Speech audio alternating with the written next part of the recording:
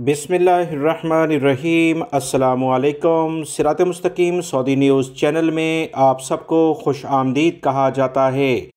दोस्तों, मैंने कल अपने दूसरे चैनल, जिसका लिंक मैंने कमेंट्स बॉक्स में भी पिन अप किया है, एक इतला आप तमाम भाइयों को 1 जनवरी 2022 के लिहाज से शेयर की थी, जिसमें मैंने बताया था कि इंटरनेशनल फ़्लाइट्स हों, कर्फ्यू के हालात हों, अगले 7 से 8 दिनों में ये वाज़ेह तौर पर सूरत हाल सामने आ सकती है।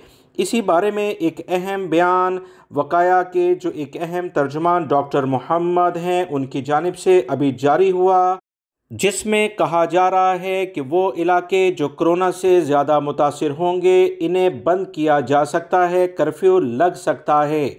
याद रखें, कोरोना जब पहली दफ़ा सऊदी अरब में फैला था तो सबसे पहले जो इलाके केसेस सामने ज़्यादा आने की बिना पर मुतासर हुए थे, वो दमाम से मुल्का इलाके थे जहां पर कोरोना के केसेस सामने आए। उसके बाद मक्कातुल मुकरमा, मदीना मुनव्वरा और दीगर इलाकों में भी केसेस में इजाफा हुआ और देखते ही देखते पूरे सऊदी अरब के तमाम रीजन्स को बंद कर दिया गया। तकरीबन 3 महीने तक यही सूरत हाल सऊदी अरब में बरकरार रही।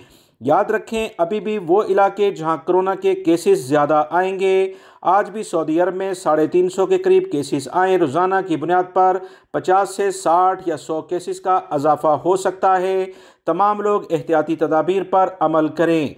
मज़ीद जो इतलात आ रही हैं वजारत सेहत की जानिब से, उन्होंने कहा कि ओमिक्रॉन के केसेस सऊदी अरब में ज़्यादा रिकॉर्ड पर नहीं आ रहे, कोरोना में इजाफा देखने में आ रहा है। तमाम लोग एहतियात बरतें। यकीनी तौर पर जब हालात खुदा न खास्ता ख़राब होंगे तो उसे कंट्रोल करने के लिए कारोबार बंद भी हो सकता है, कर्फ्यू भी लग सकता है, मखसूस इलाके मोहल्ले बंद किए जा सकते हैं। पहले भी ऐसा हो चुका है, लिहाजा दोबारा होने में ताख़ीर नहीं होगी। तमाम लोग एहतियाती तदाबीर पर अमल करें।